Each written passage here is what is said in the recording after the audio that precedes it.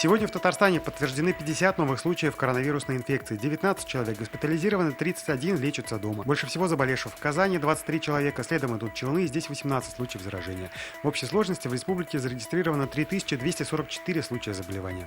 С этого дня дети в возрасте от 3 до 16 лет начнут получать новую выплату 10 тысяч рублей на каждого ребенка. На данный момент для ее получения в Татарстане подано 297 тысяч заявлений. Всего эта выплата положена 640 тысячам татарстанских детей.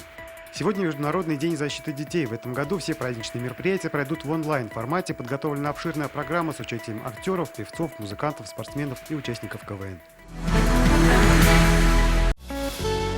Авыр һәм мөмкин кадәр илә булу соралган вакытта ТНВ телеканалы тамашачыларга яраткан фильмын кабат карау мөмкинлеген бирә. Хәзер "Синең күзләр" фильмы ТНВ.ру сайтында бар. Бу көннәрдә өйдә булыйк.